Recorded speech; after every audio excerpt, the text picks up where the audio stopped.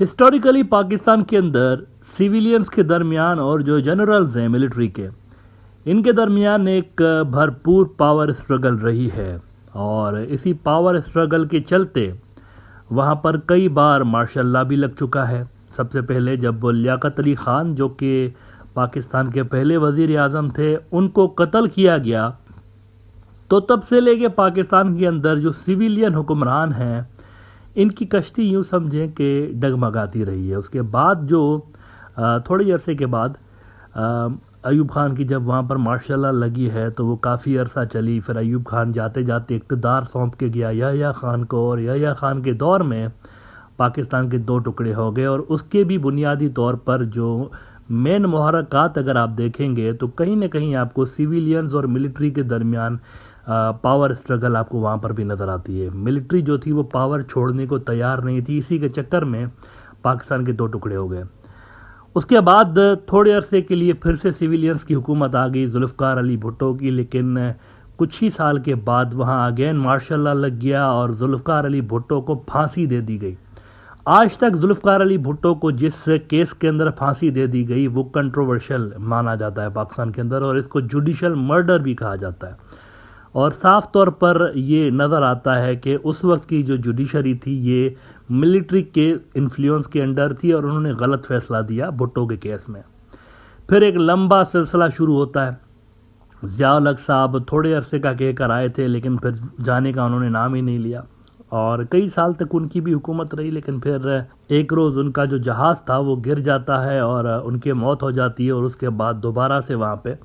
ایک سویلینز کی گورنمنٹ آ جاتی ہے۔ لیکن یہ جو سویلین گورنمنٹ تھی یہ بھی کوئی مستحکم سویلین گورنمنٹ نہیں تھی، کبھی پس پردہ بے نظیر کی حکومت کے خلاف سازشیں کر کے اس کو گرایا گیا، تو کبھی نواز شریف کی حکومت جو تھی وہ ڈگمگاتی رہی۔ ان دونوں بڑی پارٹیوں کے درمیان کشمکش چلتی رہی، لیکن امپورٹنٹ بات یہ ہے کہ ضیاء الحق کے خلاف جو تحریکیں چلی تھیں تو اس وقت جو لوگ لیڈ کر رہے تھے وہی سیم چہرے آج بھی آپ کو پاکستان کی مین اسٹریم پولیٹکس میں نظر آتے ہیں۔ یعنی پاکستان کی پولیٹکس تب سے لے کر ایک جمود کا شکار ہے، ایک اسٹیٹس کو سا بنا ہوا تھا پاکستان کی پولیٹکس میں، وہی لیڈرشپ ہے سیم۔ پیپلز پارٹی کے اندر بھی وہی لیڈرشپ ہے، بے نظیر کے بعد ان کے شوہر آ گئے، وہ بھی 90s کے اندر کافی ایکٹیو تھے ویسے ہی پولیٹکس کے اندر۔ اسی طرح سے پی ایم ایل این جو تھی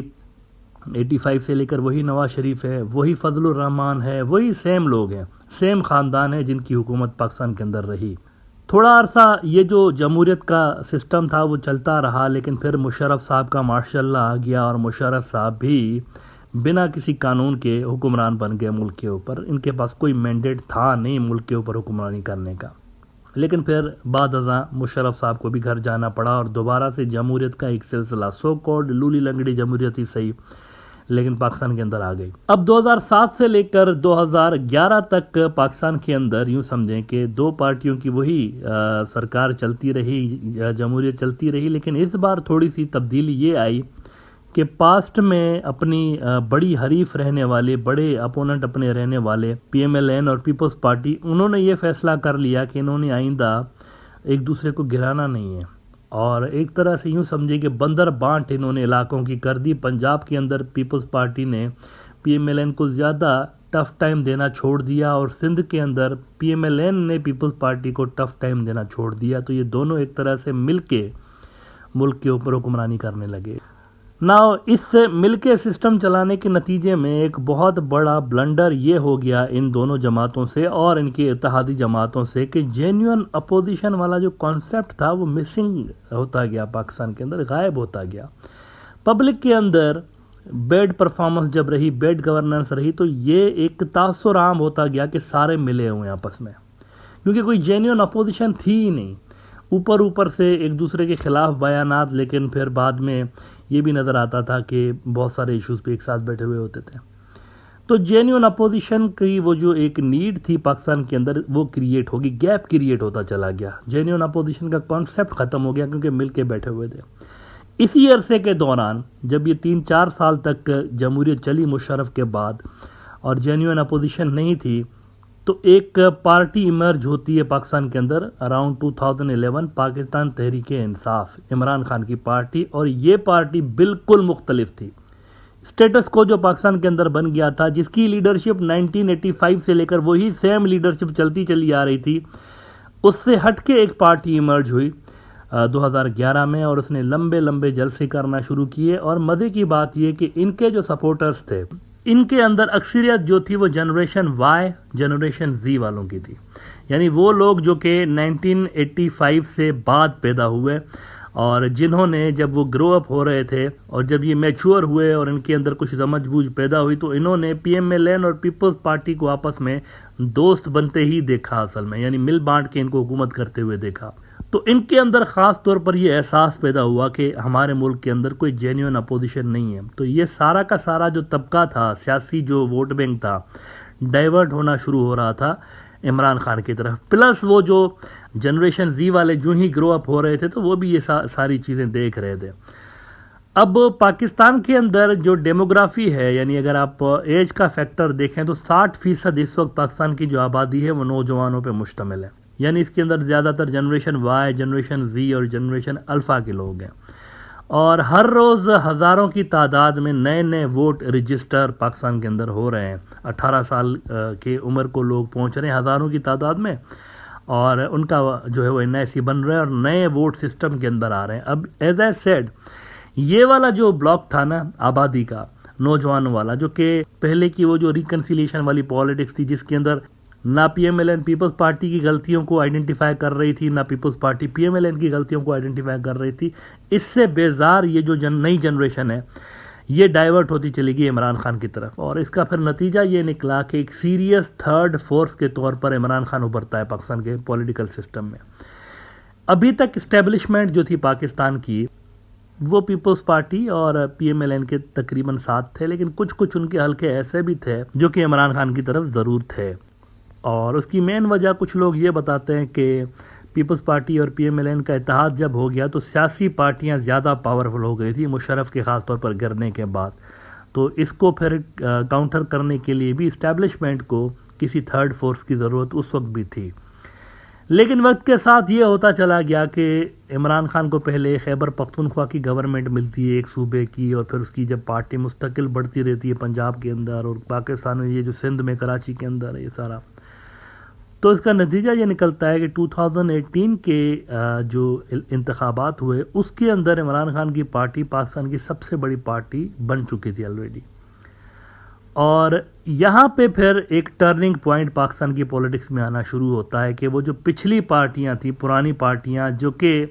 ایز آئی سیڈ کوئی نئی لیڈرشپ ہی ان کے اندر نہیں آئی، 1985 سے لے کر وہی چہرے، وہی لوگ، وہی منسٹرز، سیم وہی بندے، اور ان کا پالا پڑا ہوا تھا اس نسل سے جو کہ بعد میں پیدا ہوئی ہے 85 کے بعد، اور جن کی اکثریت ہے پاکستان کی آبادی کے اندر.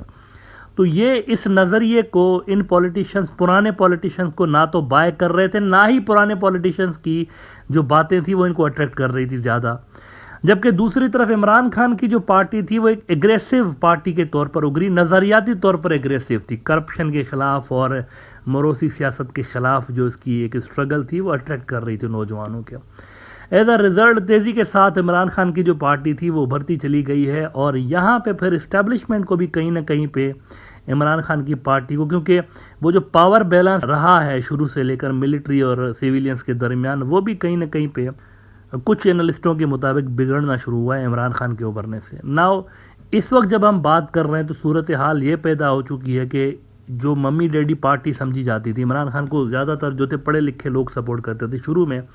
تو ان کو برگروں کی پارٹی کہا جاتا تھا، ممی ڈیڈی پارٹی. یعنی ان کے جو سپورٹرز ہیں، ووٹرز ہیں، یہ پڑھے لکھے لوگ ہیں، یہ کریک ڈاؤنز فیس نہیں کر سکتے، یہ جو ہے وہ زیادہ سختی برداشت نہیں کر سکتے، وہ والی جنریشن ان کو سپورٹ کرتی ہے. لیکن ریسنٹ ایک سال کے اندر ایک نیا چہرہ ہمیں عمران خان کی پارٹی کا یہ نظر آیا کہ جب ان کے اوپر بروٹل کریک ڈاؤنز شروع ہوئے. ابھی تک عمران خان کی پارٹی 2022 تک، اپریل 2022 تک انہوں نے کوئی جینیون کریک ڈاؤنز فیس نہیں کیے تھے، لیکن 2022 میں جب ان کی گورنمنٹ گئی ہے اور کریک ڈاؤنز سٹارٹ ہوئے تو نیا چہرہ ہمیں یہ دیکھنے کو ملا ہے کہ باقاعدہ ایک اسٹریٹ پاور رکھنے والی جماعت عمران خان کی جماعت بن کے ابھری ہے، اسٹریٹ پاور پراپرلی.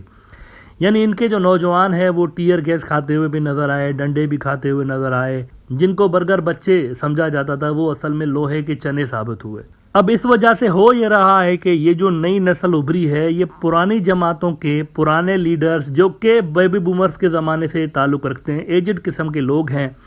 ان کی باتیں ان کو سمجھ میں نہیں آ رہی، ایک جنریشن گیپ کریٹ ہو گیا ہے عمران خان کے سپورٹرز کے درمیان اور ان کے درمیان۔ عمران خان کی خود کی بھی جو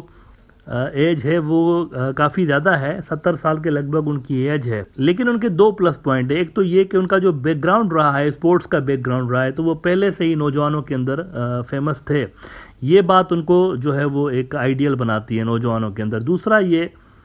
کہ عمران خان کی جو پارٹی ہے وہ نئی پارٹی ہے باقیوں کی نسبت، باقیوں کو کئی مرتبہ حکومتیں مل چکی ہیں اور ڈیلیور انہوں نے نہیں کیا ہوا، یہ چیز عمران خان کو ایک اور ایڈوانٹیج دیتی ہے ان پارٹیوں کے اوپر۔ اور تیسری بات یہ ہے کہ باقی کی جو پارٹیاں ہیں جتنی بھی اٹھا کے دیکھ لیں، چاہے فضل الرحمان کی پارٹی ہو، چاہے نواز شریف کی پارٹی ہو، چاہے پیپلز پارٹی ہو،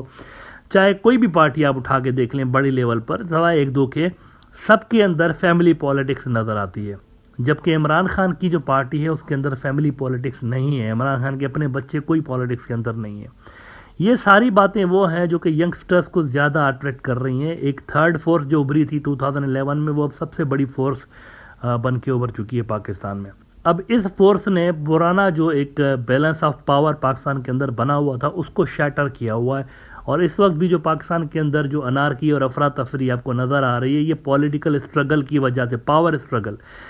اسٹرگل کی وجہ سے آپ کو یہ نظر آ رہی ہے کہ جہاں پر ڈیفرنٹ پاور سینٹرز جو ہیں اپنے آپ کو ازرٹ کرنے کی کوشش کر رہے ہیں، اور اس کا نتیجہ پھر ہم یہ دیکھ رہے ہیں کہ ایک کیوس سا ملک کے اندر مچا ہوا ہے سیاسی سطح پر۔